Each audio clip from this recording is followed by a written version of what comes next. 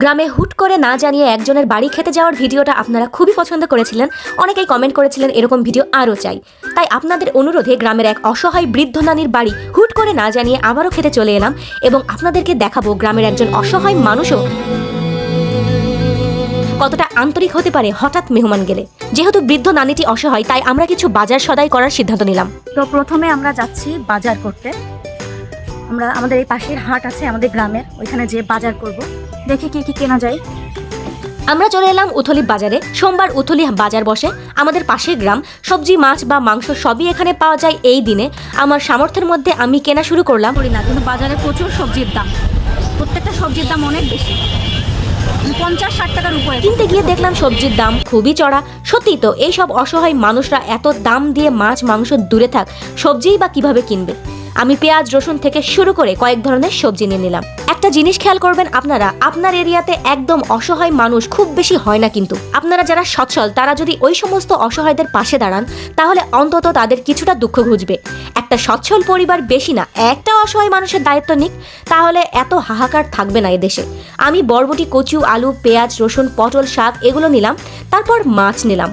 আর আজকে প্রচণ্ড গরম পড়ছিল। আমাদের দেশের যা অবস্থা, জিনিসপত্রের যা দাম, বিশ্বাস করেন কিছু মানুষ কিছু মাছ মাংস তো চোখেই দেখে না। যাই হোক, অসহায় মানুষকে একবেলা খাওয়ানো বা সাহায্য করলে দেখবেন জীবনের সার্থকতা খুঁজে পাওয়া যায়। এরপর মুদিখানার দোকানে গিয়ে নিলাম একটা পটাটা। ভাই, পটাটা বিস্কিটটা সত্যিই খুব মজার, আমরা খেলাম। মজা, আমার কাছে ভালো লাগে বিস্কিটটা। নিয়ে নিলাম চাল, ডাল আর সয়াবিন তেল। তারপর বাড়িতে এসে গাছের আমরা পারলাম।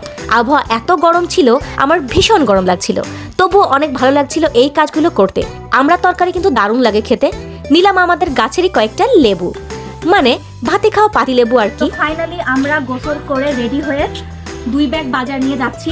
বাজারটা অলরেডি আমরা দেখিয়েছি আপনাদের, এখন যে দেখবো তাদের কি অবস্থা। আসলে হুট করে একটা মানুষের বাড়ি যাওয়ার মধ্যে একটা আনন্দও আছে, জানি না তাদের রিয়াকশন কেমন হবে। তো রিয়াকশন যেমনই হোক, আমাদের মূল উদ্দেশ্য হচ্ছে এগুলো দেওয়ার, আর দেখা যাক বাকিটা কি হয়। তাদের মুখের হাসি সব কিছু। চলেন যান।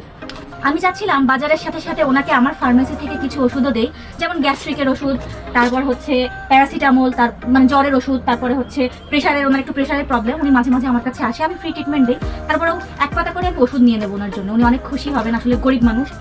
প্যারাসিটামল, তারপর ঠান্ডা, তারপর হচ্ছে ডায়রিয়া, এই ধরনের ওষুধ তো সবসময় আমাদের বাড়িতে লাগে। একটা মাল্টিভিটামিন নেবো ভাবছি। তো সব কিছু মিলিয়ে এক একটা করে নিয়ে আমি একটা ছোট্ট কার্টুনে ভরে আমার জন্য নিয়ে যাবো। আর ওই অসহায় নানির সম্পর্কে আমি ভালোই জানি, কারণ তার কিছু হলে সে আমার কাছেই আসে, আমার ফার্মেসিতে। আমি যে জায়গাটা দিয়ে হেঁটে যাচ্ছি এটা কিন্তু আমাদেরই জায়গা।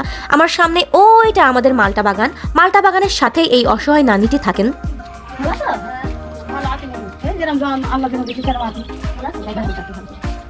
এসে বসো, এখানে বসো, বাড়ি কেউ নেই, এসে এখানে বসো। শরীর ভালো আছে তোমার? এই আসে শোনা কোনো রকম। নানি তো বুঝতেই পারেনি আমরা কেন গেছি, সে বারবার বাজারের ব্যাগের দিকে তাকাচ্ছিল। তো আমি তাকে বোঝালাম তার সাথে আমি খাবো, এটা শুনেতে সে মহা খুশি। তোমার সাথে খাবো, তোমার সাথে বসে খাবো। হ্যাঁ, আর এই দেখো যা পেরেছি আমার সামর্থ্যের মধ্যে এই বাজারটুকু নিয়ে এসেছি। নানি শুধু কচু শাক রান্না করেছিল, বিশ্বাস করেন এত মজা খেতে। কচু শাক দিয়ে ভাত খাই, দেখি কেমন মজা। আরে অনেক মজা হবে, আমি শিওর। এত কিছু বের করতে হবে না, তুমি শুধু আমার একটা প্লেট দাও, তোমরা যে প্লেটে খাও আমার সেই প্লেট দাও। তোমার পাশে বসে বেড়ে দিবা, আমি একটুখানি খাবো, ঠিক আছে? ও বসে বসে খাক একসাথে। আয় আয় নাতি, না ও খেয়ে এসেছে, আমি আয় আমি খেয়ে এসছি। খেলো আর আমি হচ্ছে রেডি হয়ে চলে আসলাম। এই প্লেট আবার বের করলে মধু অল্প করে দুটো খানি হোক। না না, দাও, একটু চিকেন দাও। এই দেখুন সেই মজাদার কচুর শাক। নানি আমাকে হাত পাখা দিয়ে বাতাস করছিল। আমার খুব ইচ্ছে হয় এই সমস্ত অসহায় মানুষদের পাশে দাঁড়াই। আপনারা আমার জন্য দোয়া করবেন। যাই হোক, খাওয়া দাওয়া শেষ করলাম, আর কিছু কথাও বললাম নানির সাথে। গ্রামাঞ্চলের মানুষের শাক রান্না কেউ পারবে না, শহরের মানুষ পারবে না। আমি চ্যালেঞ্জ দিতে পারি, কারণ আমরা শাক পাতারির মধ্যে বসবাস করি, তাই না নানি? নানির বিয়ে শাক খেয়ে জীবন ধারণ। আমার অনেকদিন হয়ে গেল, 50 বছর 40 বছর আমার স্বামী মরেছে। মজা হয়েছে। তুমি আমরা যাওয়ার পর পরই গোসল করে খেয়ে নিবা, অনেক লেট হয়ে গেছে। আমি খাওয়া শেষ করলাম আলহামদুলিল্লাহ। নানির হাতের রান্না খুব মজা ছিল, খুব মজা ছিল। নানির সাথে একটু কথা বলে আমরা চলে যাব। নানি গোসল করবে, খাবে, এখনো কিছুই করেনি। নানির বিয়ে হবার মানে 3-4টা বাচ্চা হবার পরেই নানা মারা যায়। সেই থেকে উনি খুব কষ্ট করে ওনার ছেলেদের মানুষ করেছে, তাই না নানি? খুব কষ্ট করেছিস না, ছাগল তারানো মাঠে ঘাটে এই করে মানুষ করেছি। ওনার মেয়ে মারা যায়, তারপর উনি ওনার ছেলে মেয়ে বড় হলো, তারপর মেয়ে মারা গেল। মেয়ে মারা যাওয়ার পরে মেয়ের 2টা বাচ্চা, এক ছেলে এক মেয়ে। সেইগুলো নিয়ে উনি আবার খুব কষ্ট করে মানুষ করেছে তাদের। এই না তাহলে কত দুঃখ।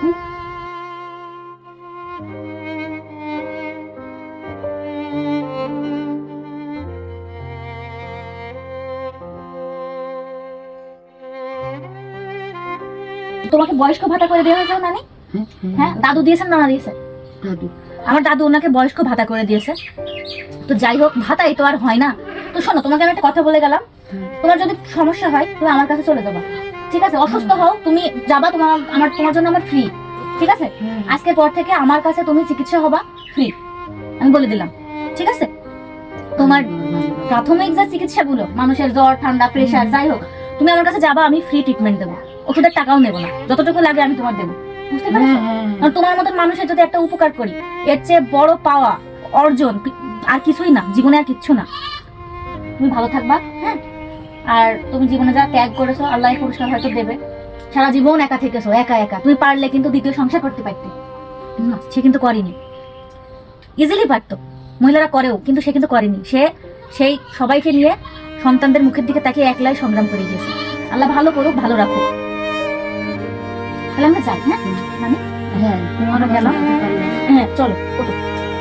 আর এই যে ওষুধ দিয়েছি, হ্যাঁ ওষুধ দিয়েছি, শোনো, ওষুধ দিয়েছি, শান্ত না, আমি ওষুধগুলো বলে দিই। তুমি দোয়া করো আমি যেন আরো ভালো কিছু, আমি মাংস আনতে পারিনি, মাছ এনেছি তোমার জন্য, পরে বার যেন তোমার বাড়ি আমি গোশত নিয়ে আসি। তো ফাইনালি আমরা বাড়ি যাচ্ছি, বাড়ি চলে যাব এখন। আমার ভীষণ ভালো লেগেছে, ব্যাপারটা খুবই ভালো লেগেছে। আজকে একটা নতুন অভিজ্ঞতা আপনাদের সাথে শেয়ার করলাম, আমার ভীষণ ভালো লেগেছে, ভবিষ্যতে যেন আরও করতে পারি। ভিডিওটি কেমন লাগলো অবশ্যই কমেন্ট করে জানাবেন এবং শেয়ার করবেন, এবং এখনও যারা আমাকে ফলো দেননি প্লিজ আমাকে ফলো দিয়ে দেবেন, পাশে থাকবেন, দোয়া করবেন।